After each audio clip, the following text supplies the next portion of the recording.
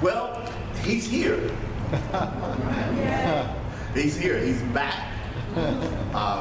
But we're very glad to have with us once again the Reverend Robert J.V. McMillan. He is the president and founder of the Center for Universal Intelligence.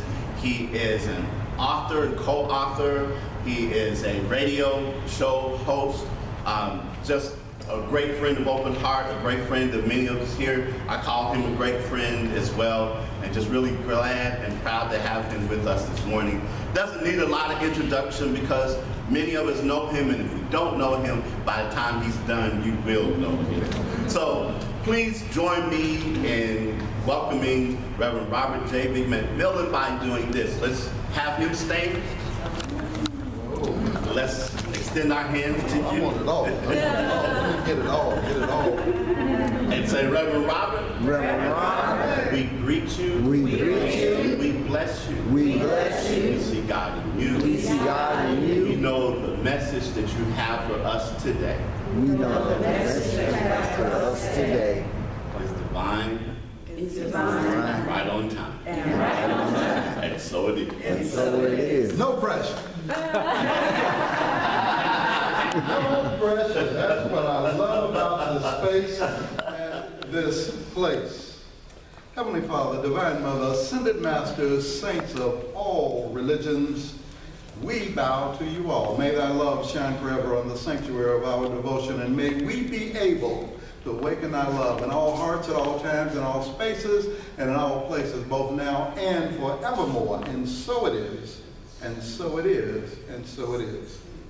That abridged and amended prayer by Paramahansa Yogananda of Self-Realization Fellowship is our prayer today, collectively and individually. It is our prayer of appreciation for how it is that God is showing up in the world through us. I saw it today. I heard it today. I'm feeling it today. When we walked in and I got all the hugs that I got, don't you know I felt good? All right. Don't you know this is a wonderful and a wonder-filled space and place.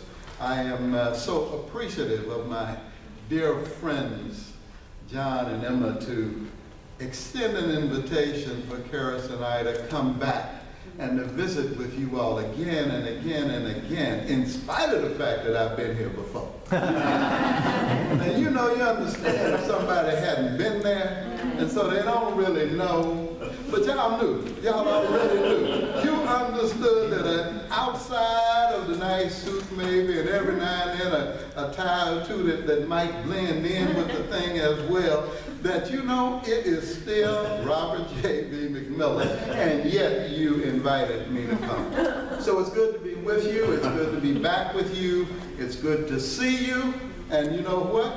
It's good to be seen, isn't it? All right. Because there are a lot of people here that many of us can't see.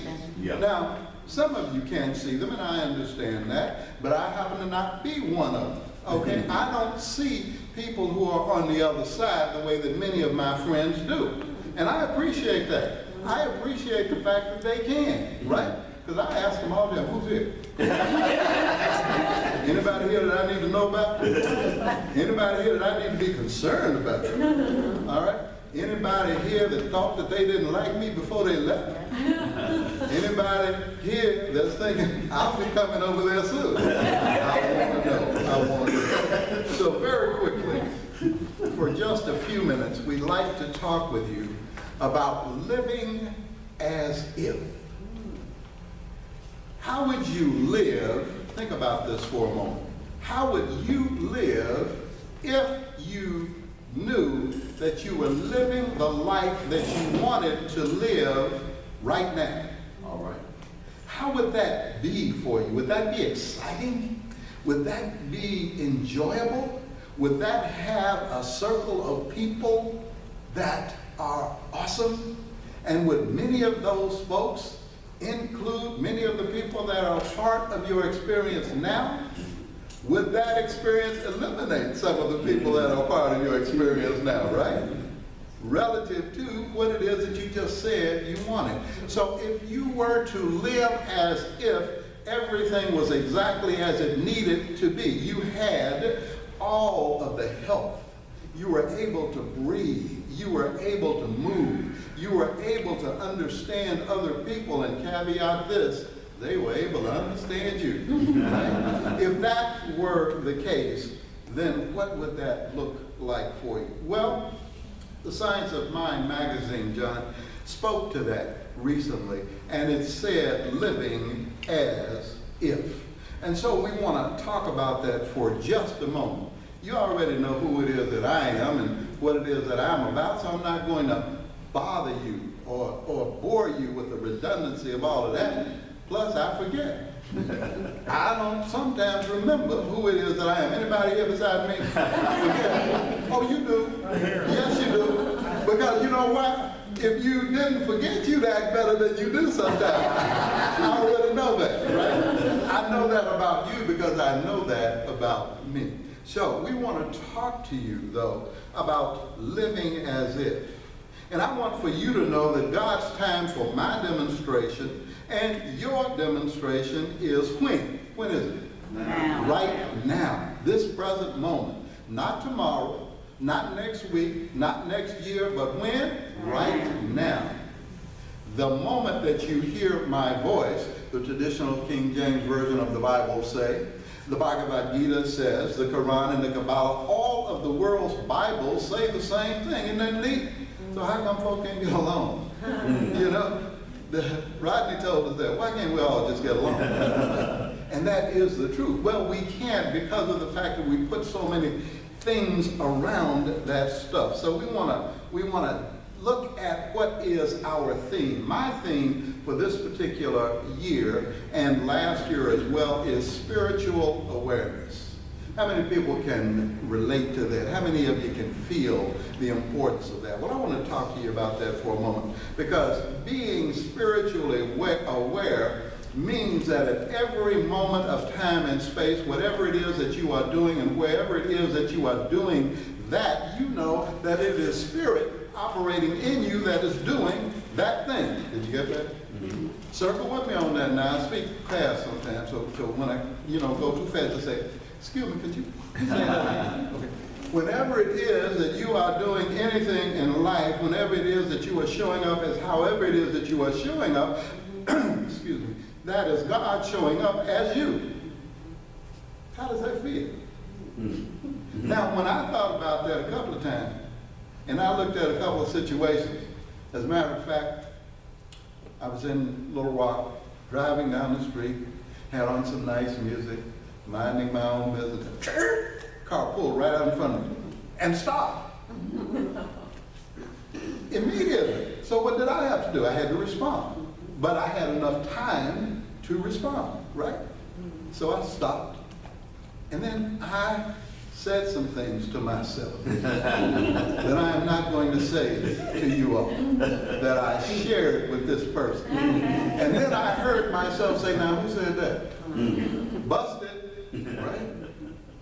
I said that. But it wasn't the I, the big I am of me. It was who? The little me.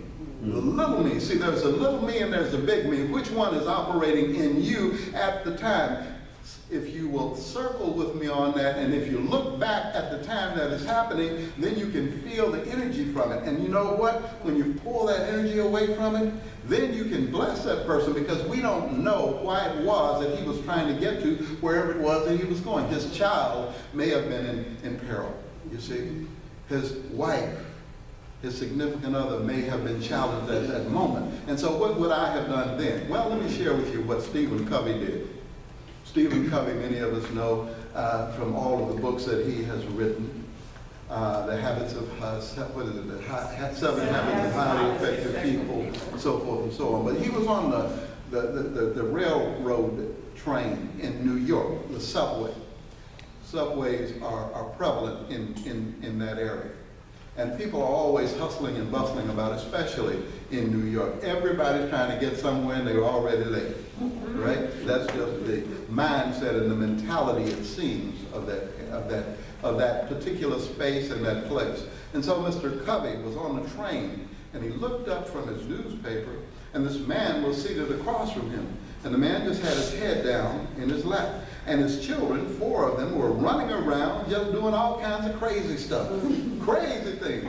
Messing with people, pulling their papers down, you know, taking folks' coffee from them and drinking it and then giving it back. You know? I mean, all kinds of crazy stuff. And so Cubby finally couldn't take it anymore. He said, somebody needs to do something about this. I guess it's me. And he looked at the man and he said, sir. And he got his attention. The man looked up. He had his head down. He said, sorry, but your children are just creating all holy hell here on this train. Don't you think you might be able to maybe do something about that? And the man looked up and he said, oh, yes, actually, they are. And I'm so sorry, but you know, we just came from the hospital. And my wife, their mother, died. And so they right now, like me, probably don't know exactly what to do. But thank you. And Cubby said, I'm so sorry. Tell you what, don't worry about it. And other people who were around heard that same situation and that story, and they went over and immediately started handing the children this or that and calming them down. Everybody came together for a good, constructive, and worthwhile purpose because they understood at that time what was going on. Anybody ever been there besides me? Of course you have. So at times like that, ladies and gentlemen, would it not be better for us to give the benefit of the doubt to whomever it is? That's what spiritual awareness is all about. Spiritual awareness includes 3 very important words that you'll always hear me talk about, and that you here at Open Heart have certainly heard me talk about before. And that's serendipity, synchronicity, and spirituality. Serendipity, synchronicity, and spirituality. And what does that mean? Well, that means that there are no accidents in life. Everything that happens, happens for a reason. No accidents in life. How about that? How many people here agree with that? That's a rough pill to swallow, isn't it? But it's the truth. It is the truth. Nothing happens by accident, and everything is always going on. I'm going to share a quick chuckle with you after having the heaviness of that earlier story. And it's like, it goes like this. A burglar broke into a house one night. He shined his flashlight around, looking for valuables, when a voice in the dark said, goes to your point, what you were reading a little bit earlier, Emma. The voice said, Jesus knows you're here. And the man was surprised, and he nearly jumped out of his skin. He clicked his flashlight off and he froze. When he heard nothing more, after a bit, he shook his head and he continued. Just as he pulled the stereo out so he could disconnect the wires, clear as a bell, he heard, Jesus is watching you. Freaked out, he shined his light around frantically, looking for the source of the voice. Finally, in the corner of his room, his flashlight beam came to rest on a parrot. And the parrot, looking at him as he looked at the parrot, said, I'm just trying to warn you that he is watching you. The burglar relaxed. Warn me, huh? Who in the world are you? My name is Moses, replied the bird. Moses, the burglar laughed. What kind of people would name a bird Moses? The parrot took a breath, looked him square in the eyes, and said, the same kind of people that would name a Rottweiler Jesus.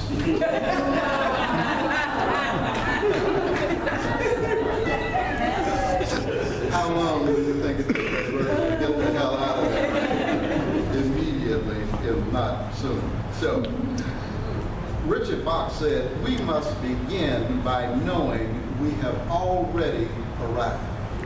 We must begin. Whatever it is that we want to do, we have to begin with the end, what? In mind, right? So when we start building a home, or when we start looking for a space and a place, or young people, when we start our educational process, we begin with the end in mind. If you're going to high school, then you want to see yourself receiving that diploma now. You want to see your name right on it. You want to know, wow, man, I did this. And it was in spite of that turkey over there and that turkey over there. But I did this. If you're going to college, you want to see that diploma and see yourself walking across the stage. If you're looking for a specific job, an opportunity to be who it is that God has said that you are, you want to see yourself there already. And then you are beginning with the end in mind. Our mental acceptances should be filled with conviction, warmth, color, and imagination. The creative power responds to feeling more quickly than any other mental attitude. Have you ever asked yourself, how did I bring this situation into my life? Anybody beside me ever done that? Sure we have. Of course we have.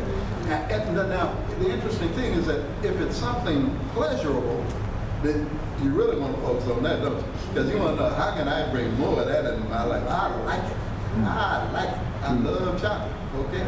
So I want to know, and with nuts too, walnuts especially, Brazil nuts, as well. Anyway, excuse me, I'm sorry, I digress. But whatever it is that you love, you want to know how you can bring more of it into your life. All right. Neville Goddard wrote about a concept that he called revisioning.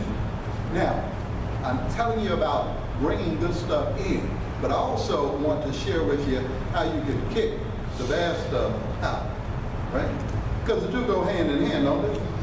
I mean, if you've done something good and experienced something good in your life, you've already also experienced something challenging, haven't you? Unless you're 3 months old.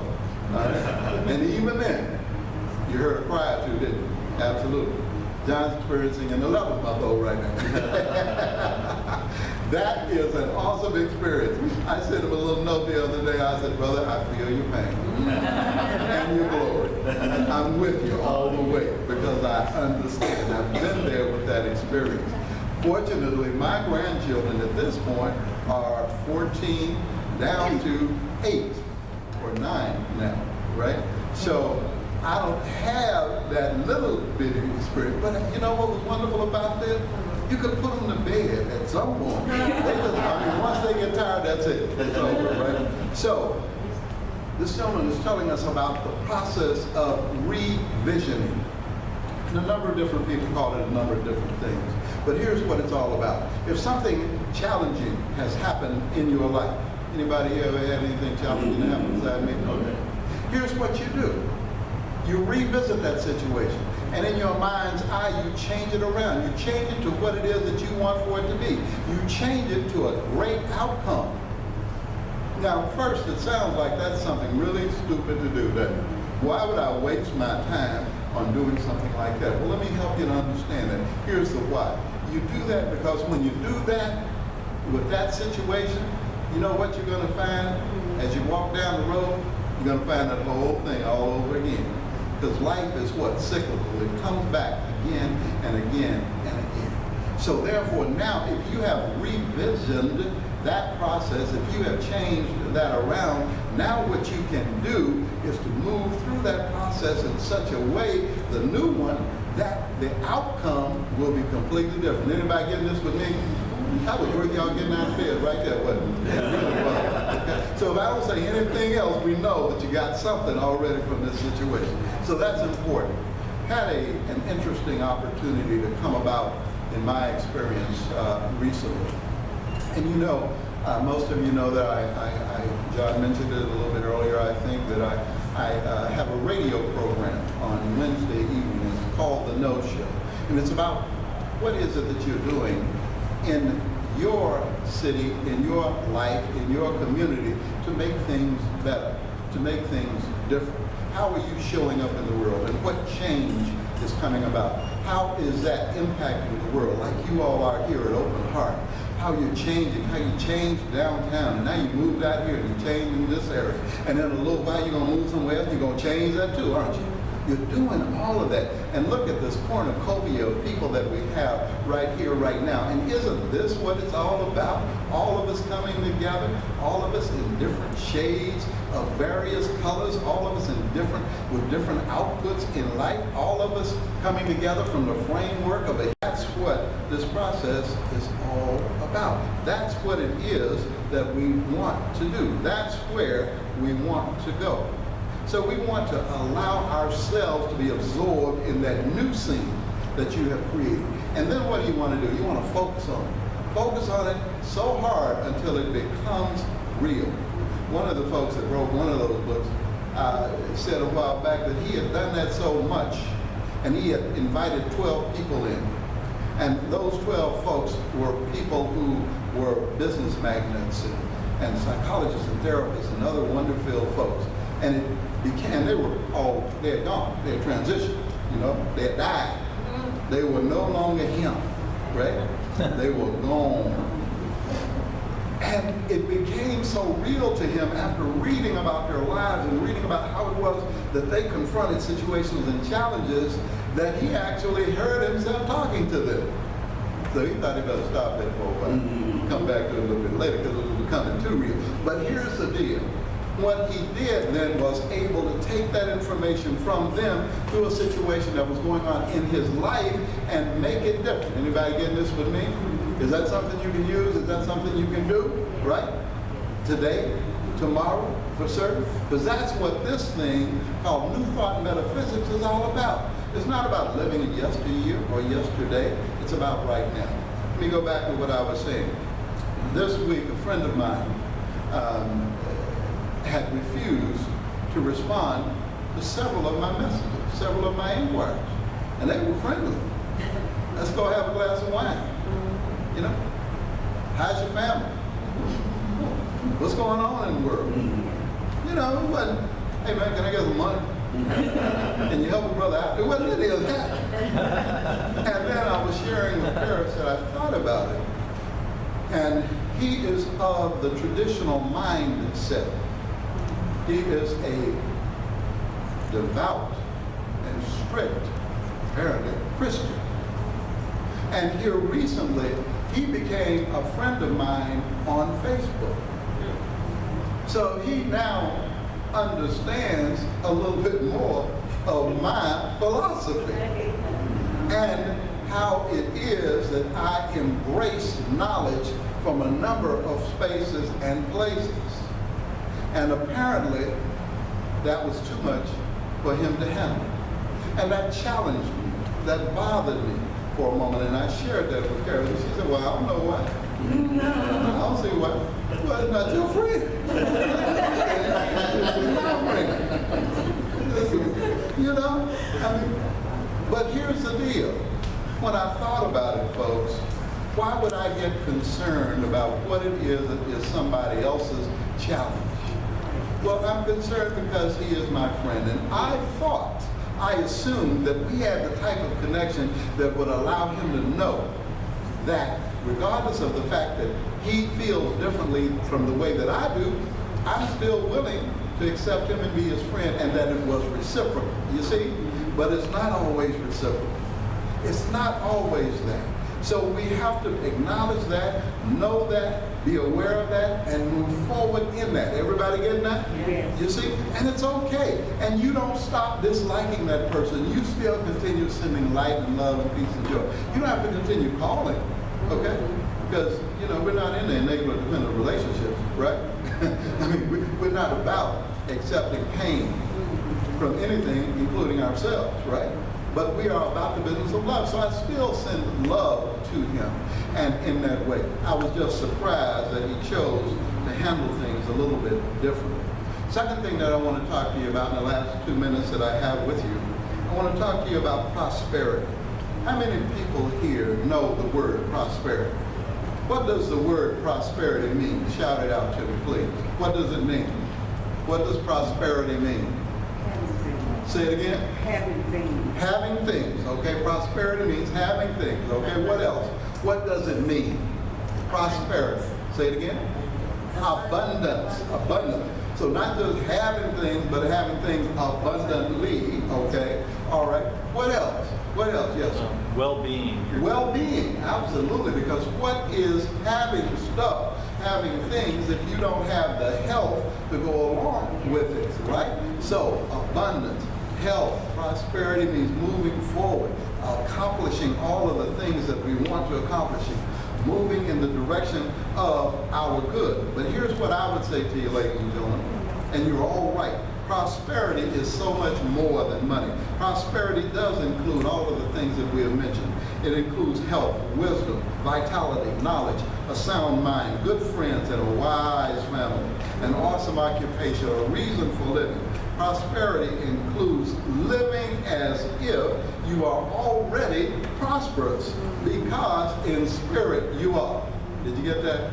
That's where I was going with this whole thing. It means living as if you are already all of that and a bag of chips. Right? Because you are, because God is. Universal impersonal principle created us. And in that likeness, we now move forward, don't we? So what are we waiting on? Are we willing to do what we need to do in order to have what we need to have? How many people are? How many people right here are willing to do it? All right. How many of you can think of some things, just two things right now? And I don't want you to shout it out. I don't want you to tell me what it is, but I want for you to write it down right now on your program. And if you need to, borrow a pen from somebody else as well. But write down 2 things that you can do right now, today, this week, that will make you live a life more abundantly, and that you will then be living as if it already is.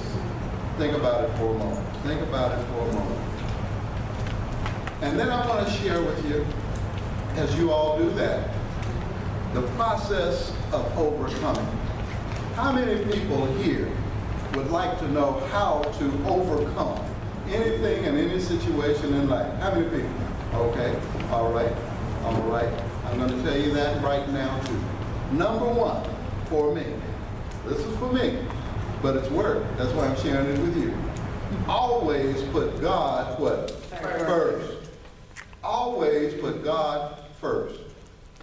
Remain spiritually aware of everything that is going on around you.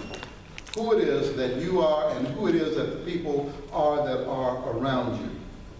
Practice the presence through spiritual awareness. Then, what do? We do our daily prayers, our meditation, our affirmations, and our denials. Okay? We do our daily prayers and meditation, our affirmations, and our denials. And then, finally, we give of ourselves. And we use the forgiveness affirmation by Dr. Joseph Murphy. How many people here are familiar with that? Okay, if you don't have it, send me an email, I'll send it to you. All right, the forgiveness affirmation by Dr. Joseph Murphy. It says this: I forgive myself for harboring any negative thoughts about myself or anyone else, and I resolve not to do so anymore. I know when I have forgiven others because I can think of them or meet them in my mind, and there is absolutely no sting there. I claim that God's love and light and harmony and security and peace and joy are flowing through me and through all others, and we are all being prospered and blessed beyond our fondest dreams. Did it seem to you like I know that by heart? Yes. Why do you think that is? Because I've had to use it so much, right? But in using it so much, it becomes a part of who it is that I am. And once it becomes a part of who it is that you are, then you are where you need to be. And finally, here's the final thing on that. Let go and let God. Now, I've spoken rather quickly because I have a lot of information to get out to you. I wanted you to have it. But here's the thing that I want for you to do. I want for you to go back and listen to this again and again and again. Brother Cedric has recorded us. And so take advantage of the opportunities that you have to make certain that you get this good stuff. You have this space and this place that is offering that to you. And I know you can, and I know you will. And the other thing, finally, that I want for you all to know and to always remember, and that is that Jesus is watching.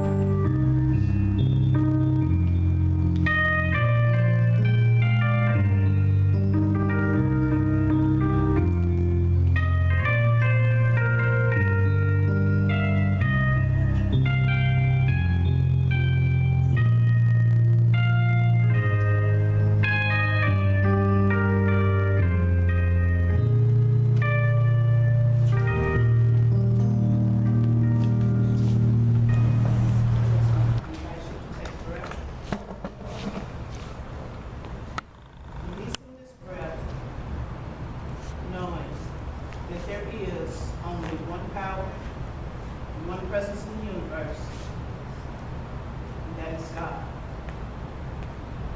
And as each of us embodies all that we have learned today in the lesson, we take it in, we make it our own, and we live it, making it the truth, and we shine forth in our everyday lives. We give thanks for the music. We give thanks for the centering. We give thanks for everyone that is here, for the energy they bring into this space and into this place. And as we go forth into our week, as we show up, we are spiritually aware of everything that is around us. Everything that is going on in my life. And I am certain that as I am showing up, God is showing up. So therefore, catch myself. And I say, is it the little me? Or is it the big me? Which God and I are showing forth into the world today. And as I step forward, bringing forth love and light, and releasing it to all of those people that are around me. I let go of everything that no longer serves me. I let go, and I let God, and so it is.